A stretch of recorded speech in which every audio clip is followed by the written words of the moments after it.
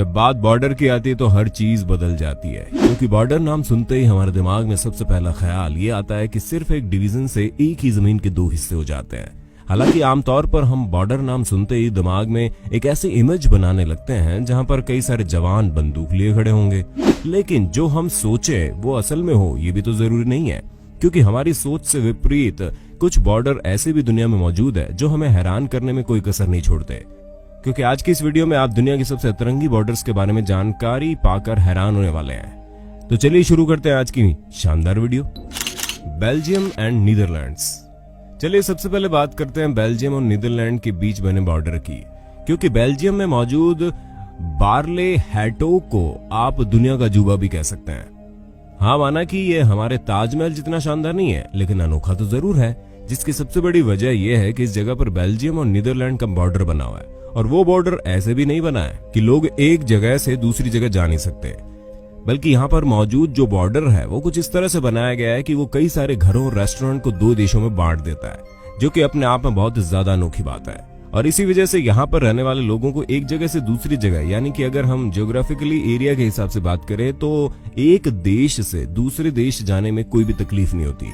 असल में बॉर्डर 1843 में बनकर तैयार हुआ था, जब इन दोनों देशों के बीच इस जगह को लेकर विवाद छिड़ गया था, जिसके बाद अंत में फैसला किया गया कि इस जगह को दो ही हिस्सों में बांट दिया जाएगा।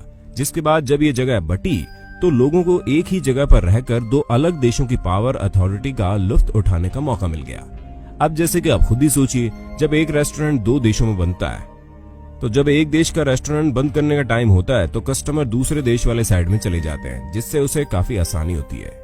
और इसके साथ ही नीदरलैंड में फायर वर्क बेचना मना है, इसलिए लोग बेल्जियम वाली साइड में आकर न सिर्फ फायर वर्क बेचते हैं बल्कि उसे भारी मात्रा में खरीदा भी जाता है, ताकि लोग अपना न्यू ईयर सेलिब्रेशन काफी अच्छे से बना सके। Austria and Germany.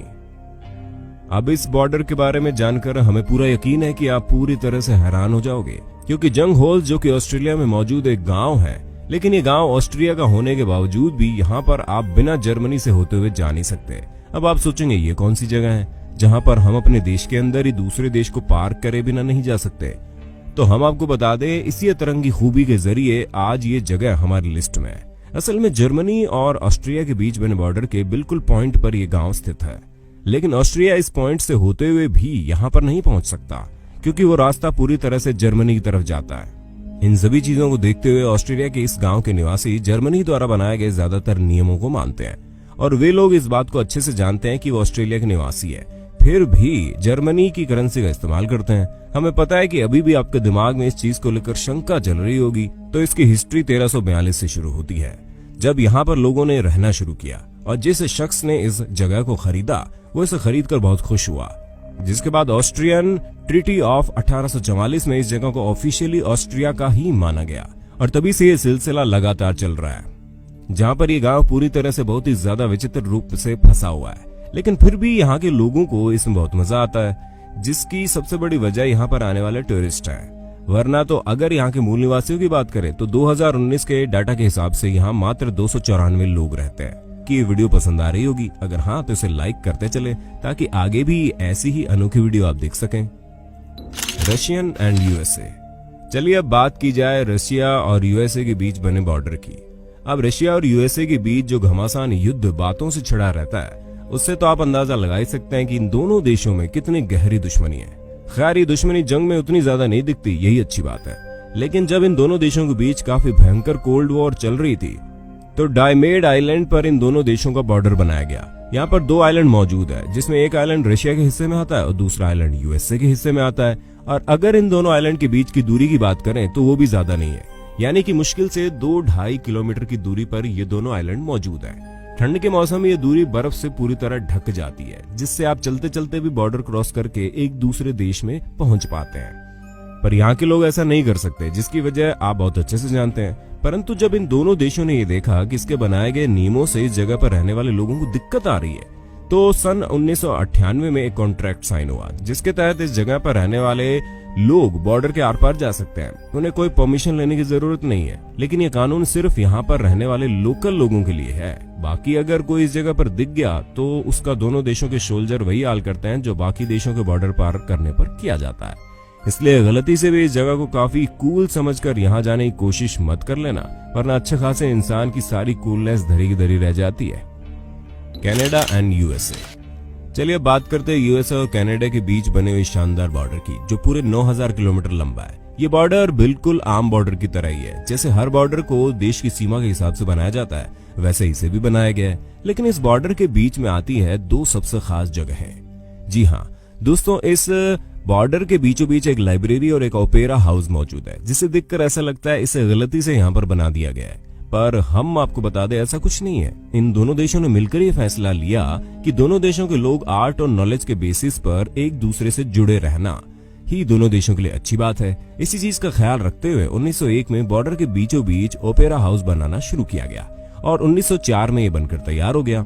और उस समय बॉर्डर को बनाने में करीब $50,000 लगे थे, जो कि उस समय बहुत भारी कीमत थी। और जब से ये ओपेरा हाउस बना, ये दुनिया भर में जाना जाने लगा, जिसकी सबसे खास वजह इसका जियोग्राफिकल एरिया था, जो कि दो देशों के बीच बटा हुआ था। उसी के साथ इस जगह पर एक खास बात और थी कि ओपेरा हाउस पर परफॉर्म करने वाले लोग एक देश में खड़े होकर परफॉर्म करते थे, तो वहीं यहाँ मौजूद ऑडियंस उसे दूसरे देश में बैठकर देखती थी, जो कि वाकई में बहुत ज्यादा अनोखी बात है। और सेम ऐसा ही बॉर्डर के बीच बनाई गई लाइब्रेरी के साथ हुआ, जहां पर लाइब्रेरी का एंट्रेंस डोर यूएसए की तरफ आता था, तो वही सारी किताबें कनाडा की तरफ रखी जाती थी, जो कि अपने आप में बहुत अनोखी बात है। USA and Mexico. अगर यूएसए और मैक्सिको के बॉर्डर की बात की जाए तो शायद आपको न पता हो, लेकिन इन दोनों देशों के बीच कुछ अच्छा खासा संबंध नहीं है, जिसके कारण अमेरिका लगातार इस कोशिश में लगा रहता है कि वो कैसे भी करके इस देश से अपनी दूरी बनाए रखे। और इसी के चलते अमेरिका ने इन दोनों देशों के बीच 580 किलोमीटर की एक दीवार खड़ी कर दी।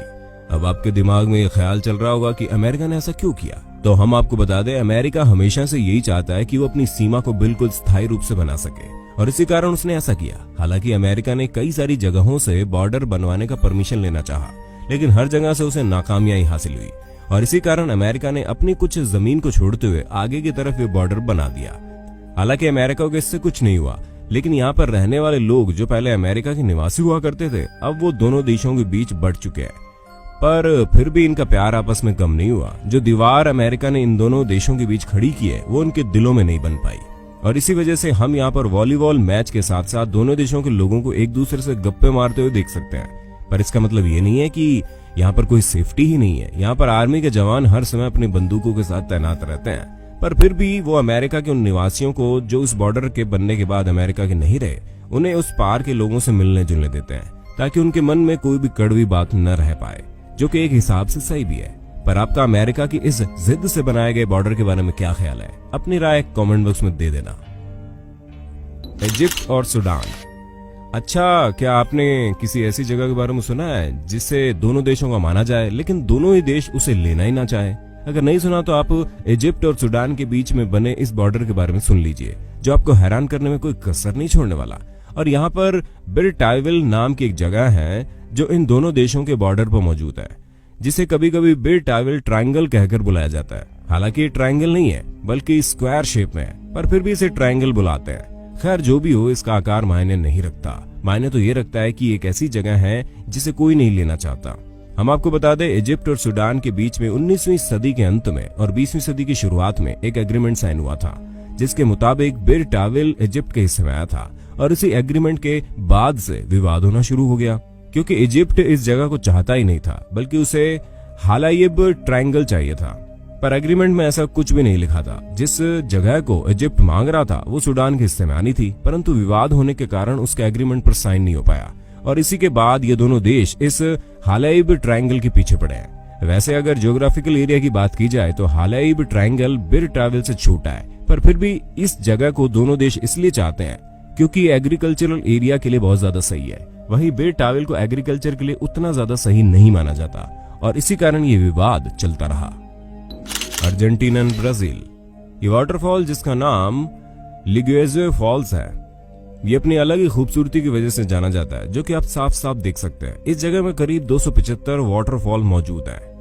पर इस जगह की सबसे खास बात यह है कि इसी वाटरफॉल के बीच में एक बॉर्डर बना हुआ है, जो अर्जेंटीना और ब्राजील को एक दूसरे से अलग करता है। हम आपको बता दें, इस वाटरफॉल का जमीनी हिस्सा यानी कि करीब 95% पानी का सीधे हाथ पर बहाव तो मात्र ब्राजील के पास ही चला जाता है। लेकिन अगर बात वाटरफॉल की जाए तो ब्राजील के पाले में मात्र 20% हिस्सा ही आता है, वहीं 80% हिस्सा अर्जेंटीना के पाले में जाता है। और इस वाटरफॉल पर हर साल करीब 15 लाख से लेकर 20 लाख लोग यहाँ पर वाटरफॉल की खूबसूरती देखने आते हैं और इन्हीं सब कारणों से इस जगह पर ब्रिज भी मौजूद है। उसके साथ ही ये एरिया पूरी तरह से टूरिस्ट प्लेस है, जिसके कारण यहाँ पर कई सारे होटल और रेस्टोरेंट भी मौजूद है। अब जब हम इस वाटरफॉल की बात कर रहे हैं तो हम पूरी तरह से भूल चुके हैं कि इसी वाटरफॉल पर एक बॉर्डर भी बनाया गया है जो दो देशों को अलग करता है। लेकिन इस शानदार वाटरफॉल की वजह से कोई भी देश के लोग इस वाटरफॉल पर आ जा सकते हैं, वो भी बिना किसी पाबंदी के, जो कि इस जगह की सबसे बेहतरीन बात है। तो दोस्तों, आज की वीडियो आपको कैसी लगी हमें कमेंट करके बताइएगा।